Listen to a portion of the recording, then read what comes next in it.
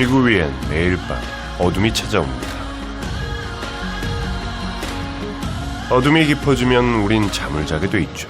그리고 꿈을 꿉니다. 여러분은 혹시 지난밤의 꿈이 무슨 뜻일지 생각해 보셨습니까?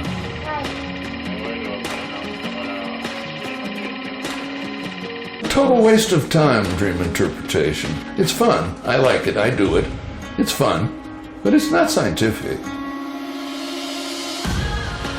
어떤 이는 꿈이 잘못 건드려진 기억의 부산물일 뿐이라고 하고, 누군가는 꿈이 잠재된 무의식을 담았다고 합니다.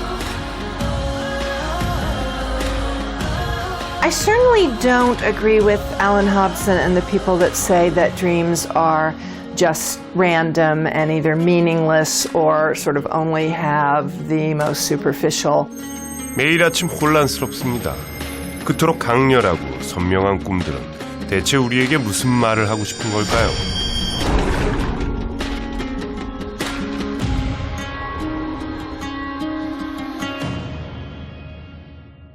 저는 지금 뇌 속에 들어와 있습니다. 여긴 뉴런, 그러니까 신경세포들이 1000억 개가량 있고요.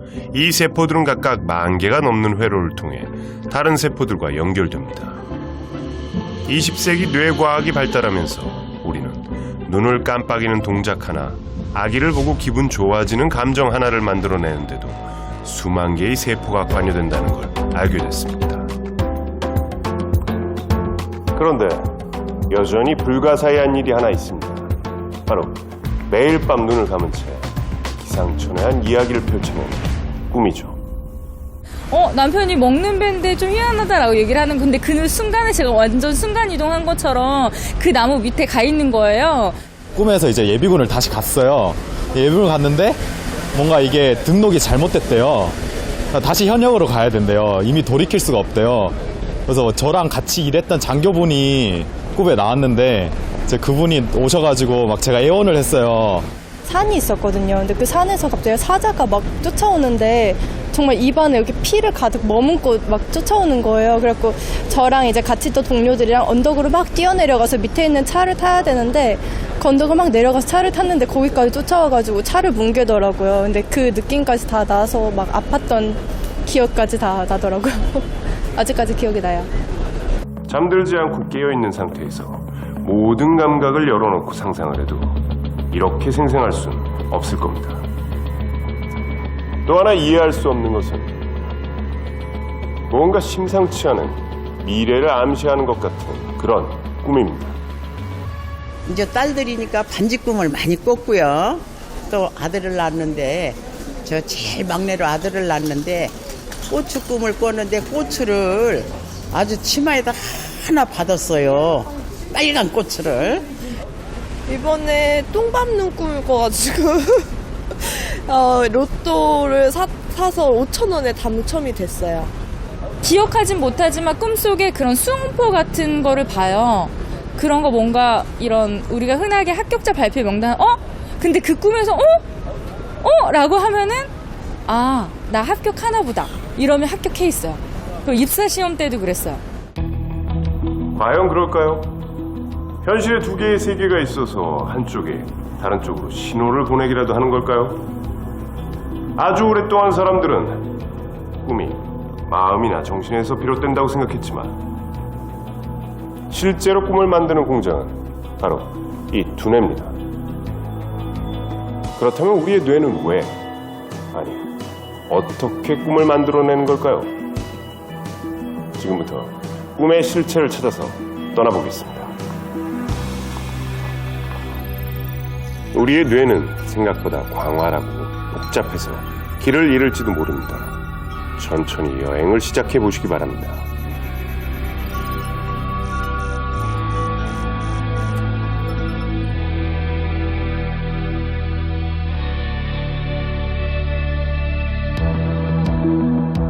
올해 28살인 강현미 씨는 배우, 지망생입니다. 요즘은 놀이공원에서 마녀 역할 아르바이트를 하죠. 그런 현미 씨에겐 자주 꾸는 꿈이 하나 있습니다.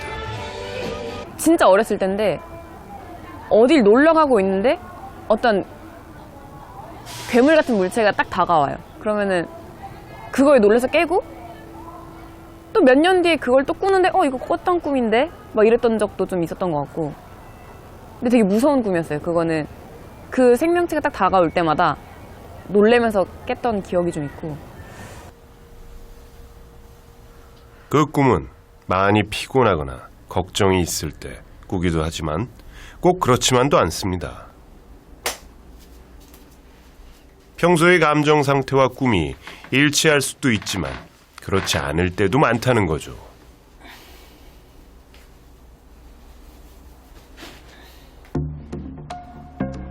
우리는 누구나 꿈을 꾸고 그것에 대해 이야기합니다. 여기에 어떤 법칙이나 상관관계가 있을까요? 미래에 일어날 사건을 보여주거나 혹은 그것을 암시하는 단서가 꿈으로 나타나는 건 아닐까요?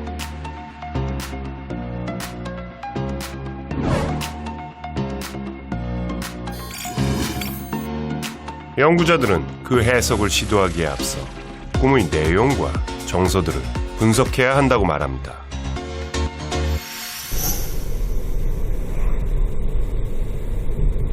윌리엄 도머프 박사는 꿈 내용 분석의 선두주자입니다.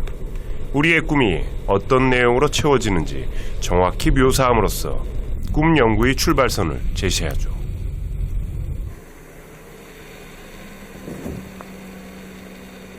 도머프 박사는 스승 켈빈 홀 박사와 함께 수집한 5만 개의 꿈 보고서로 아주 기본적인 분류를 시작했습니다. Well, I think our biggest surprise over time has been both the fact that any individual's dreams are so consistent, but also the tremendous range of individual differences. And that's why we think dreams are such a fingerprint and they're so revealing, because there are these differences. 도모프 박사의 연구에서 가장 많이 등장하는 키워드는 여성과 남성, 공격과 호의, 행운과 불운 같은 반대 개념입니다. 성별과 나이, 심리 상태에 따라 확연한 차이를 보이죠. All over the world, men dream more about aggression, particularly physical aggression. That's hitting somebody, killing somebody, stealing their car, those kind of very physical things. But on the other hand, women have dreams in which they have more indirect kind of verbal aggressions. 꿈은 대개 정서적 느낌도 강합니다. 슬픔이나 분노, 불안, 사랑 같은 거죠. 2009년의 한 설문조사는 이런 꿈이 현실에 미치는 영향을 보여줍니다. 비행기 사고 위험에 대해 정부의 경보 발령, 같은 노선의 실제 사고, 스스로의 불안과 꿈 중에 가장 두려운 것을 물었더니 절반 이상이 비행기 사고 꿈을 꾸면 탑승을 꺼리게 된다고 답한 겁니다.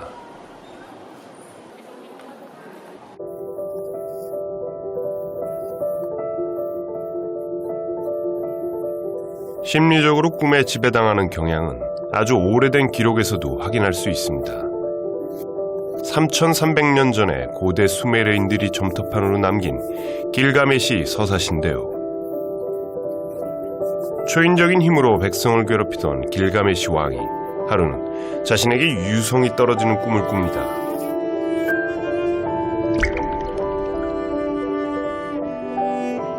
꿈 이야기를 들은 어머니 닌서는 아들 길가메시에게 맞서는 자가 곧 나타나지만 둘은 금방 친구가 된다고 해석을 해줍니다.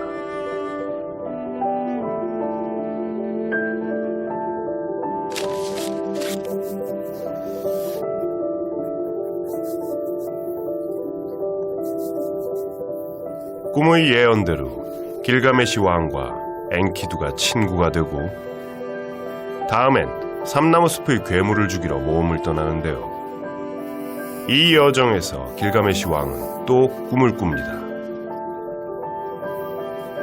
이번엔 번개가 치고 땅이 흔들리더니 산이 와르르 무너지는 꿈인데요. 친구 엔키두는 그 이야기를 듣고 이렇게 해몽을 합니다. 괴물 훔바바가 믿음을 줬다가 배신하지만 결국은 길가메시 왕이 괴물을 물리치게 된다고 말이죠.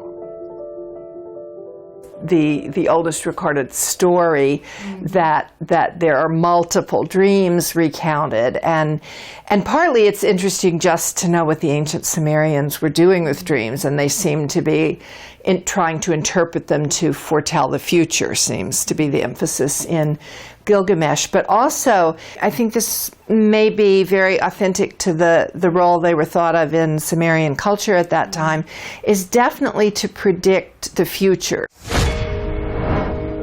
기원전 2세기의 그리스에선 아예 해몽이란 제목으로 꿈 해석법이 다뤄졌고요. 문자를 가진 거의 모든 문화권이 다양한 해몽서를 갖고 있습니다.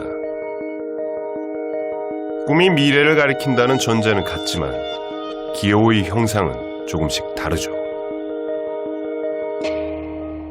I think some of it relates to other things that were important in the culture, in religions that focus mostly on God, sort of God sending dreams was often a major part of it, and in like some of the Native American tribes where ancestors are emphasized more, ancestors appearing in disguised forms in dreams, or ancestors sending you dreams was often a part of it.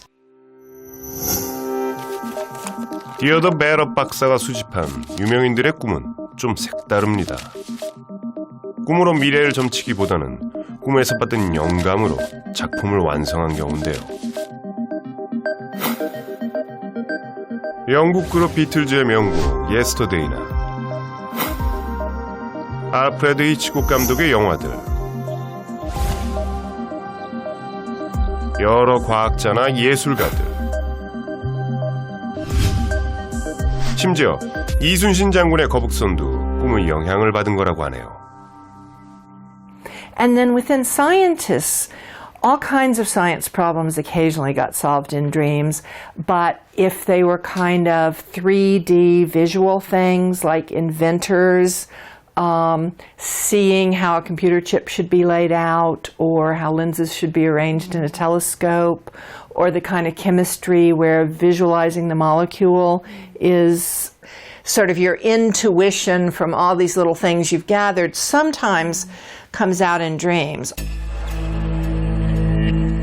이렇게 행운이나 불행을 내다보고 예술적인 영감과 아이디어를 주며 보고 싶고 하고 싶은 일이 실현된다는 그곳엔 대체 어떤 조물주가 존재하는 걸까요?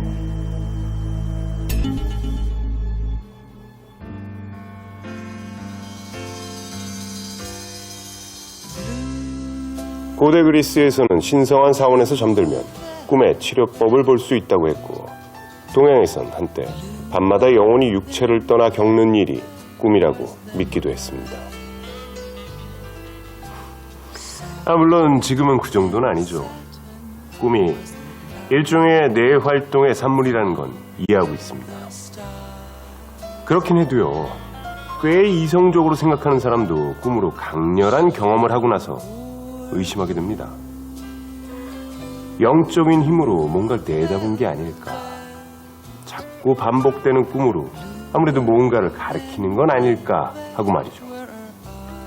그런데 신경과학자들의 생각은 요지부동입니다.